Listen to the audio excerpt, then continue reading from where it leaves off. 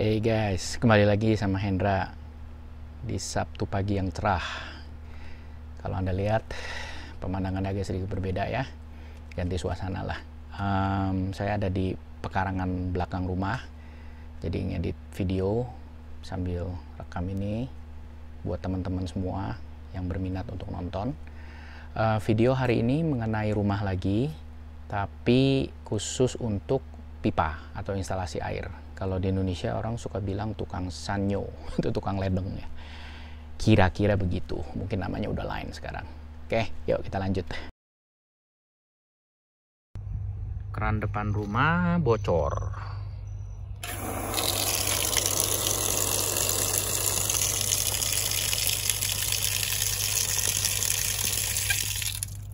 Oke, kalau kita lihat di layar ini ya, jadi modelnya ya seperti keran biasa kan kalau dari luar kan.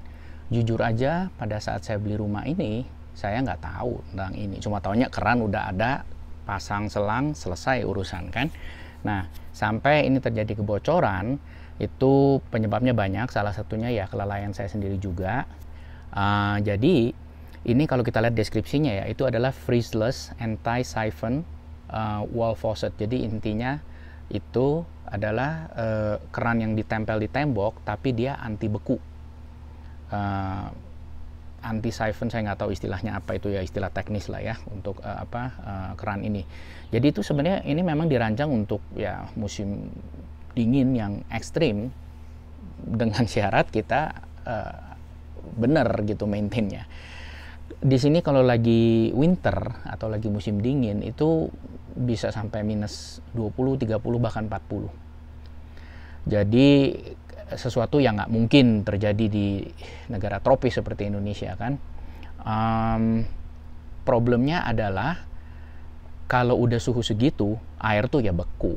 Coba bayangin aja kita taruh air di kulkas untuk jadi es batu, mungkin suhunya minus 5 atau minus 10 aja udah cepet jadi es. Ini minus 30, minus 40. Nah, jadi alat ini memang dirancang untuk kebutuhan itu. Kalau kita lihat teknisnya di bawah nih, ini yang terlalu teknis lah ya, tapi dia yang pasti 3/4 inch, dan ini ada diagramnya, dan seterusnya. Cuma kasih lihat gambaran aja, partnya tuh seperti ini. Dan ini bukan keran biasa. Bukan seperti keran yang kita beli, yang cuma pendek tuh taruh selesai gitu. Kebetulan perusahaan ini Woodford tuh adanya di Colorado, kota namanya Colorado Springs. Bisa jadi karena Amerika bukan Colorado aja yang suhunya ekstrimnya dingin ya. Minnesota, Chicago itu dingin. Kalau Anda pernah nonton berita 2 atau 3 tahun yang lalu itu dahsyat sekali itu. Sampai bukan main tuh udah kayak mau kiamat dinginnya. Beku, bukan main bekunya, gila-gilaan. Jadi di sini hitungannya masih nggak berapa. Tapi ini perusahaan adanya di Colorado. Nah, kalau kita lihat harganya itu $42.98. Itu belum berikut pajak. Ada alasan kenapa saya kasih lihat harga di sini.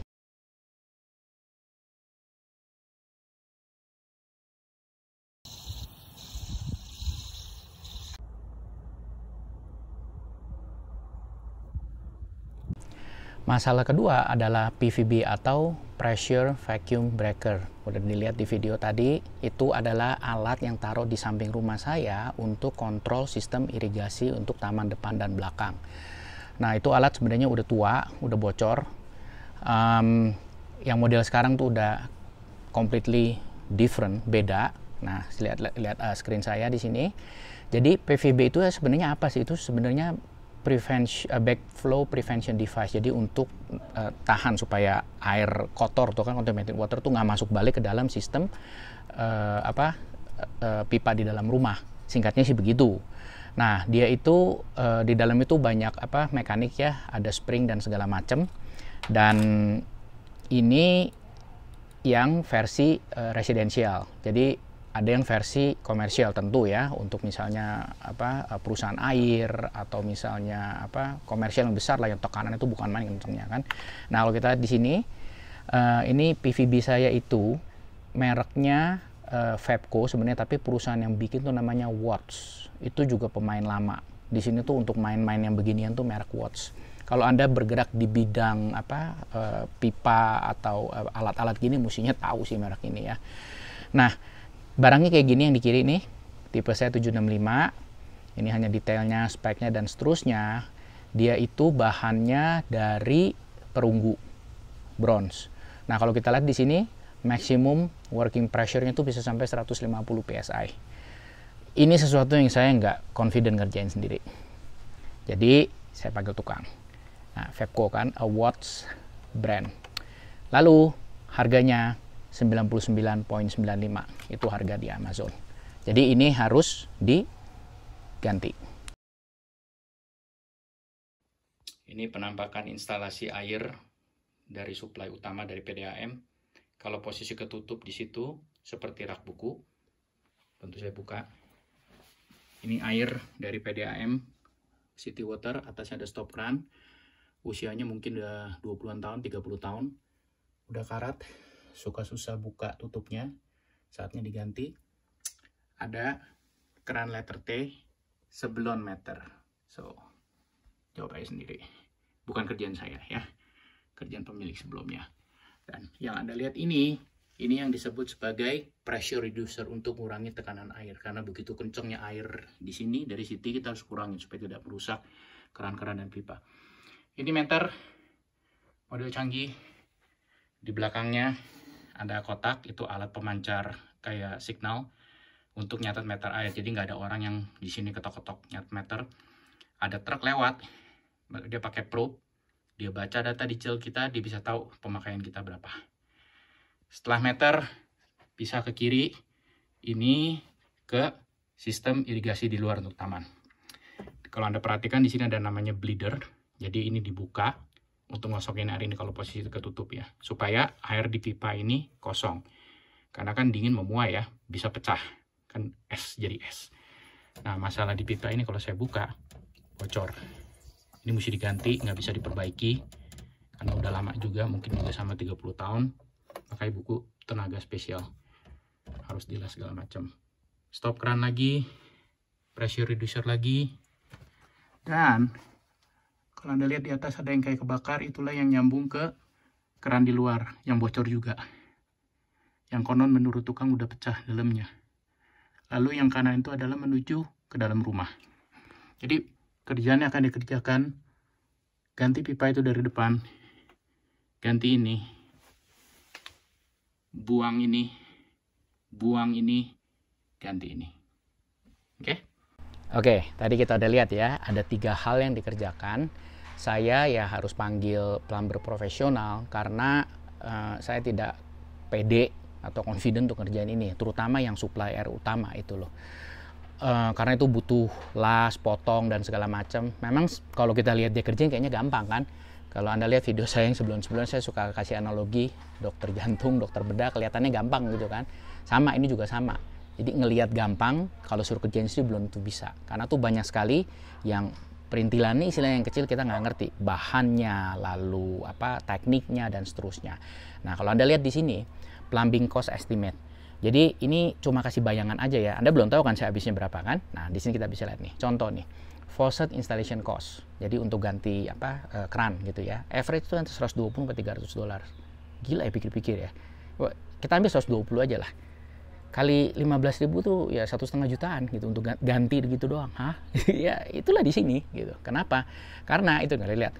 Termasuk lepasin yang lama, ganti yang lama, pasang yang baru, adjust dia punya waterline, whatever ya.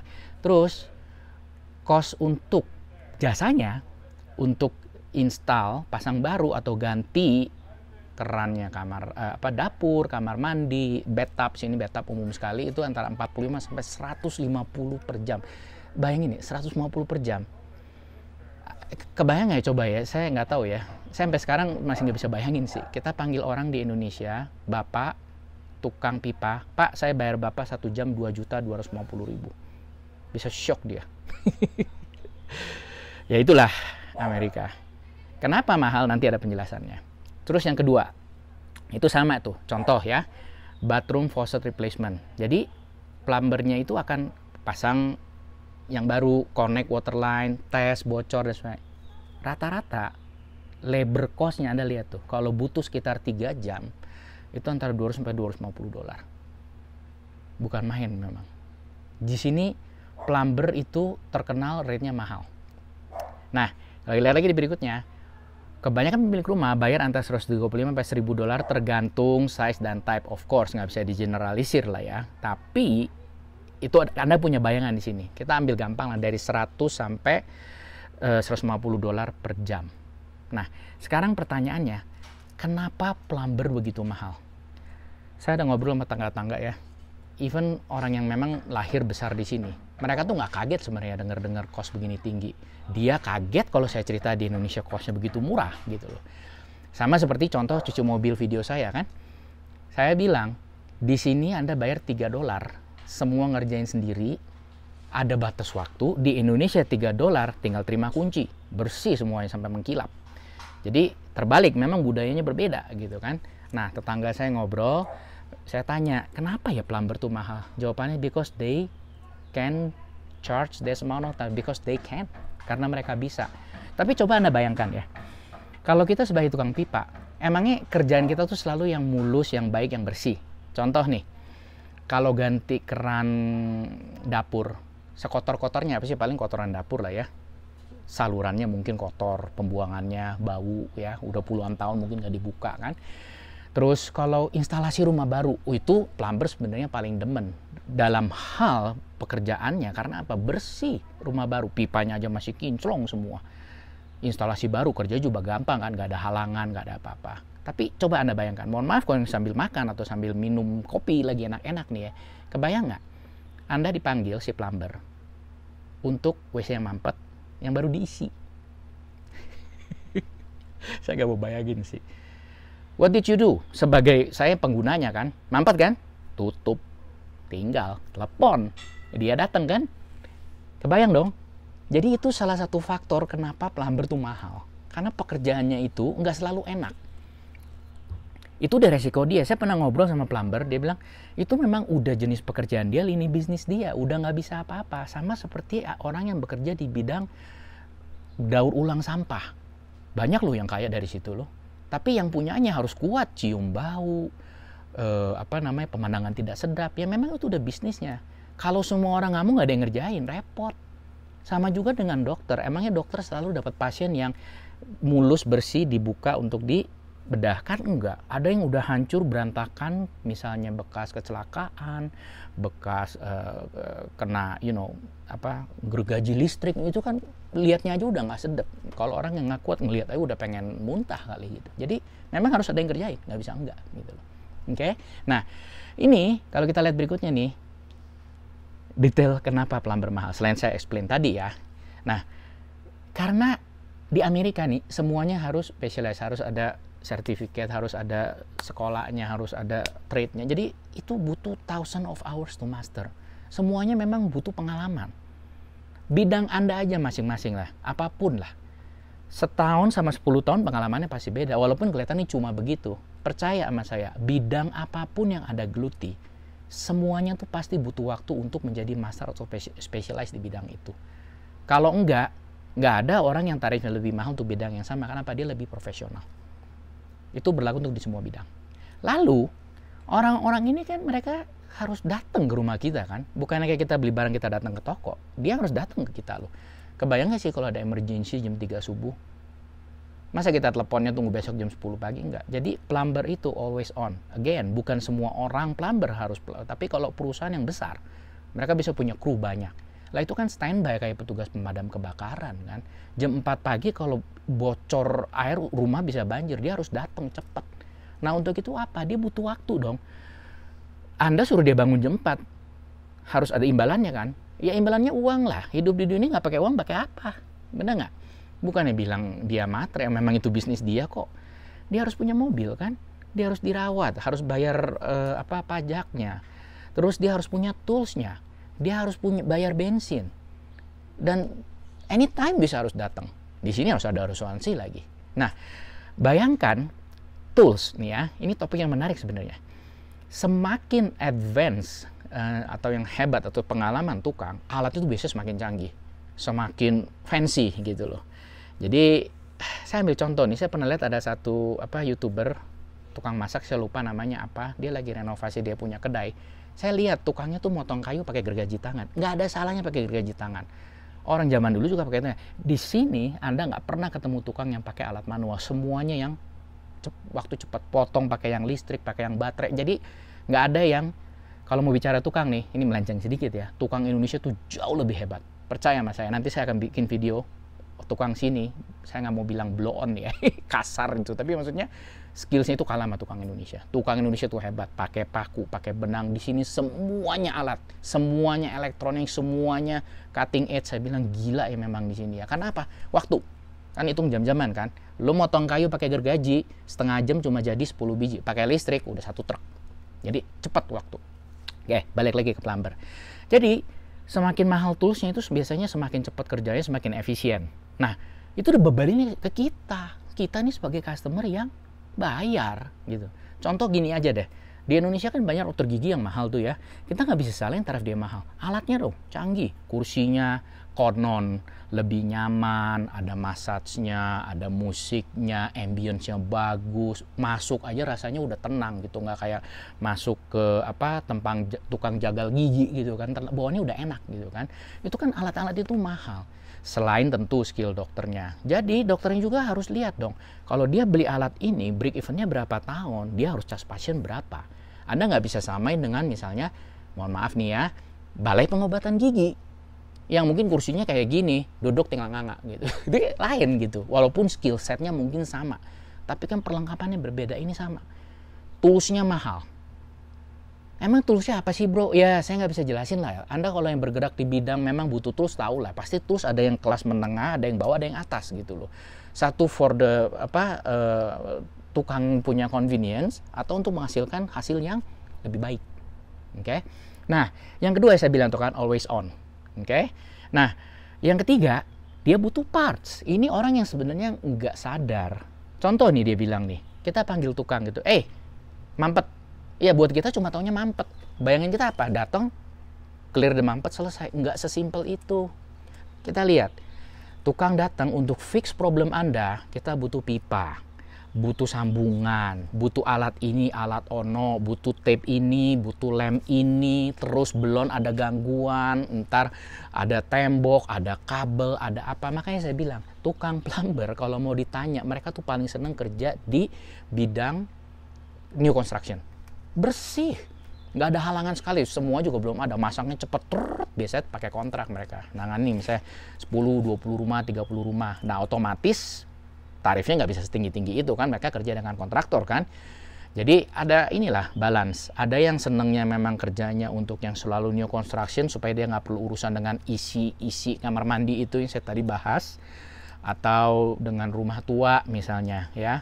Anda senggol pipanya yang ini, kena yang atas. Kan air gitu kan. Coba kalau yang belum punya pengalaman mungkin nggak tahu. Keran yang Anda nggak pernah putar 5-10 tahun, udah berkerak, udah ada kalsiumnya semua. Nggak apa-apa, begitu disentil sedikit jadi bocor. Jadi ya efeknya panjang gitu loh. Nah, plumber ini juga mereka itu harus punya asuransi. Karena apa? Misalnya kalau mereka di sini nggak sengaja karena pekerjaan dia bikin bocor, bikin banjir, itu tanggung jawab dia. Kenapa itu semuanya akhirnya dibebanin ke customer. Oke. Nah, habis ini saya akan kasih lihat, banyak yang akan saya cepetin video di mana si tukang yang saya panggil ini melakukan perbaikan ini semua. Terus tukang ini itu udah pengalaman. Jadi Anda bisa lihat dari penampakannya itu memang orang sudah senior. Again, di sini Anda usia itu udah bukan nggak pengaruh. Selama Anda masih kuat, orang sini masih kerja. Jadi ini nyambung lagi ke video saya yang mengenai cuci mobil. Orang udah ada usia masih lap-lap, itu sih enteng. Kalau Anda lihat kerjaan dia ini, kelihatannya enteng, sebenarnya berat. Dia udah ngerjain ini sekitar 40-an tahun. Jadi udah terkenal di lingkungan kita, area kita, bahkan toko-toko pun udah tahu gitu loh. Dan dia udah punya koneksi ke perusahaan PDAMA, PDAMB, PDAMC di sini. Jadi orang udah tahu dia siapa. Memang agak tinggi, tapi saya rasanya puas pakai dia. Nah, dia ini aslinya adalah orang Australia yang pindah ke Amerika. Karena memang dia adalah skillnya di bidang plumbing ini di Australia. Setelah dia pindah ke sini, dia nikah dengan orang Amerika, ya udah dibilang saya terusin usaha ini. Jadi ini perusahaannya itu perusahaan dia sendiri, bukan perusahaan orang atau dia kerja. Makanya semua cost dia nyetir mobil, perbaikan mobil itu kan cost semua kan, untuk ngurangin pajak terhadap perusahaan dia. Jadi dia ngerjain sendiri. Nanti Anda akan lihat dia itu punya kelemahan di lutut. Karena apa? Anda kebayang nggak, 40 tahun bidang ini setiap hari dipakai lututnya habis lama-lama. Jadi semua ada drawbacknya. Segala bidang itu pasti lama-kelamaan itu akan ada efek long termnya. Jangan dikira orang duduk di kantor AC sofa enak itu, kursi kerja enak itu nggak ada efek long termnya. Itu ada. Kita belum tahu aja. Tapi kira-kira kan udah tahu kan. Kebanyakan duduk, nggak banyak gerak, efeknya banyak. Oke, so kita lanjut, kita lihat videonya ya. Oke, ini tukang pipanya, truknya cukup rapi sih. Truknya ini kayak toko. Ini kalau dibuka dalamnya bukan main, segala parts juga ada. 3.500. Yes, in Jakarta.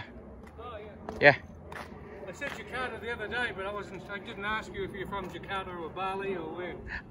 Yeah, I'm from Jakarta, but I moved to Bali like for 2 years because of work. You know, we had a riot in '98, right? The riot? Riot in '98. And then a lot of people, they just like move to Bali. And then my company, they opened a new branch office in there. Because the owner, so he was British, but he's also Australian. Oh, wow. Yeah, that's why he opened the office in Which Bali. one first, Bali or Australia? English or Australian? English first. Oh, okay. Yeah. And then my headquarter company is in Australia, Brisbane. Oh, okay. That's why I travel to Brisbane a lot. Oh, okay. You still go there too? No. It's a little far from here. Yep, way too far. So you still work for the same company? The same company, yeah. Oke, so ini supply air utama mesti dimatiin dulu. Jadi ini ada letter V kan. Nah, ini kalau ditarik lurus ke sana itu ada ini lubang untuk shut off valve-nya. Karena babe udah ada usia lah ya. Tuh, jalannya aja masih pelan-pelan gitu. Tapi orangnya baik sih. Jadi dia minta tolong saya untuk ini. Lagian menurut dia ini bukan tugas dia gitu loh. Ya sudah, saya kerjain aja. Kalau dengar aksennya Australia banget ya. Jadi dari Melbourne. Good. Wow.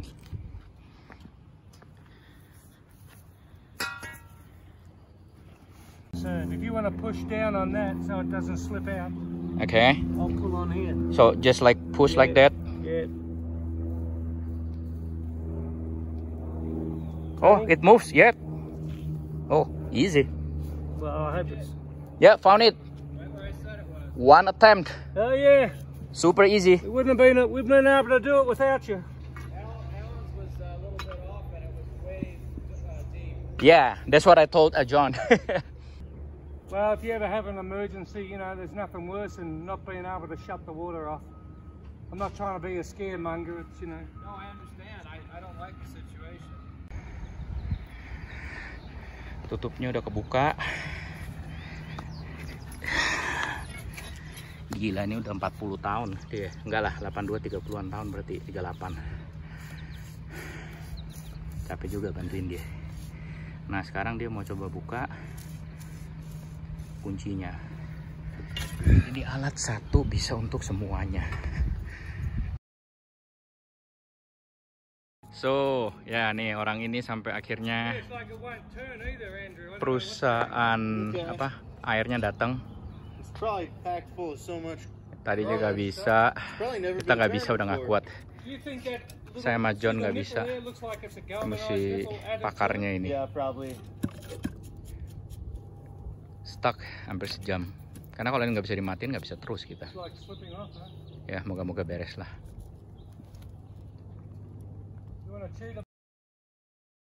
Yang pertama dia kerjain, yang pasti ini nanti. Yang pertama itu ini untuk sistem irigasi yang baru. Terus itu untuk mesin las. Menurut dia, untuk dia bisa ganti ini, dia harus ke bawah dulu, ganti di keran yang bocor. Karena dia harus bisa geser ini maju mundur. Ya dia tahu lah apa yang dia kerjain lah.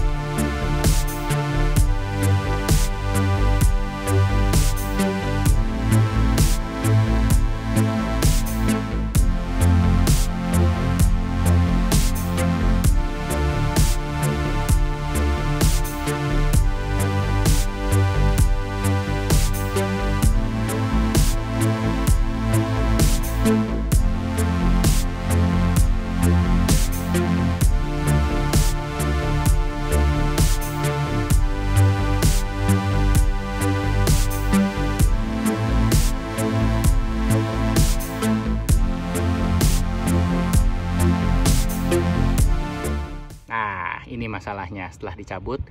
Jadi ini bolong karena di dalamnya itu ada air. Pada saat musim dingin kalau udah ekstrim suhunya memuai kan, nah, pelan bertahun-tahun akhirnya pecah juga gitu loh. Sesuatu yang nggak mungkin terjadi di Indonesia. Nah masalahnya nih, kalau ini pada saat keran saya buka nih, selang bukan keran, kalau dia instalasinya bener, nggak boleh datar gini, mesti miring sedikit, air akan turun. Nah kita nggak perlu kosongin sih sebenarnya pipa ini. Katakanlah ada 90% air aja, dia punya ruang sekitar 10% untuk memuai. Lalu dia juga ada bilang kalau lubang ini terlalu besar karena dari luar kan ekstrim nih suhu, masuk dinginnya kan, ya ini beku sebentar juga cepet dinginnya gitu loh. Oke. But it's very heavy to have all this stuff in place while you're working, you know. Yep. You're trying to lift it up and... Nah nih alat-alat dia. Sekarang dia mulai ngerjain yang di bawah.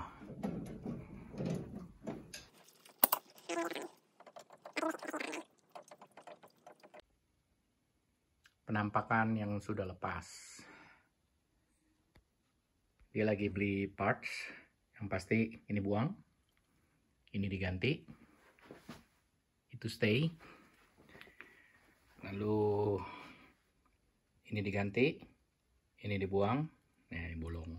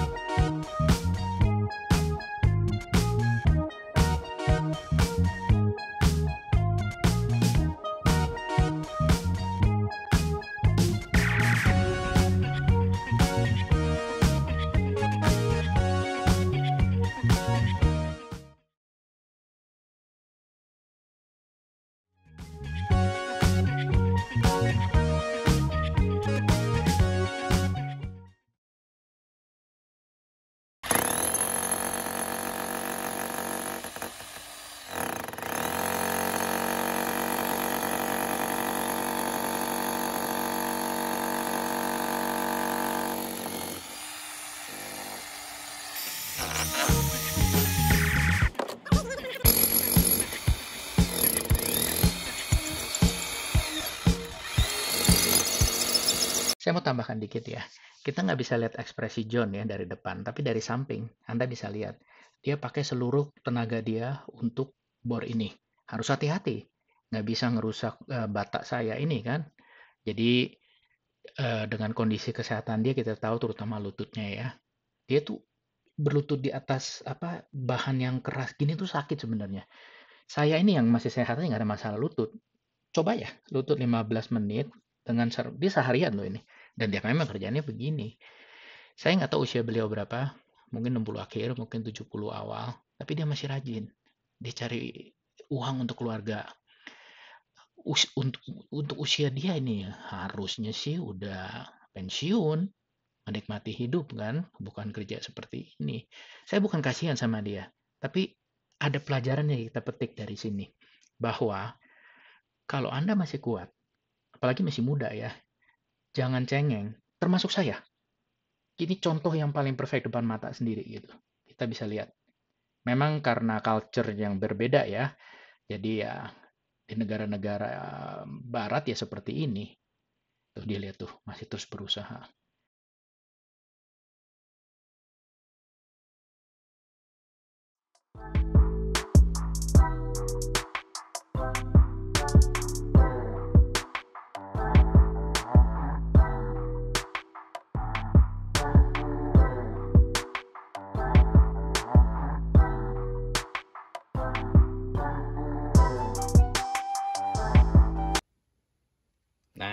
ini hasil akhirnya. Keran yang baru bersih sampai ke atas ini. Meter otomatis pakai yang lama. Ini juga ciamik yang ke arah keluar. Ini yang ke arah atas. Ini pressure reducer. Dan atas sana. Everything looks good. Tidak ada bocor. Nah, yang orang pengen tahu habisnya berapa kan? Ini yang bikin pening kepala. Oke guys, kita udah sampai ke penghujungnya. Ini adalah invoice, jadi tagihannya, nama perusahaannya, nama dia, terus nih alamat, nomor telepon. Kalau mau telepon dia juga boleh untuk perbaiki pipa di rumah Anda. Terus ini license-nya ya, nomor sekian. Ini dikerjakan bulan Mei 2020 tahun lalu. Ini penjelasannya semua. Saya pusing juga baca tulisannya nih. Tulisan saya juga nggak bagus ya, tapi ini pusing banget saya. Anyway, total 1.580. Jer. Bukan main ya. Kalau di rupiahin 22 juta kira-kira. Ya begitulah. Memang begini di sini. Oke, so ini saya bikin worksheet di sini ya. Kenapa tadi depan saya ngomong soal harga itu untuk yang Woodford yang keran yang di tembok tuh yang bolong pecah itu harganya kira-kira $46. Terus PVB itu yang segede gaban 106. Nah, video saya tadi kan terakhir belakang ada tuh, ada keran warna putih kan yang di dalam. Itu 3 biji, kira-kira 115. Ini sama pajak segala segitu. Lalu di depan, di sebelahnya PVB saya tambahin satu keran untuk selang. Mungkin nggak gitu obvious di video, tapi itu ada $16. Anggap deh pipa dia kan harus beli juga kan,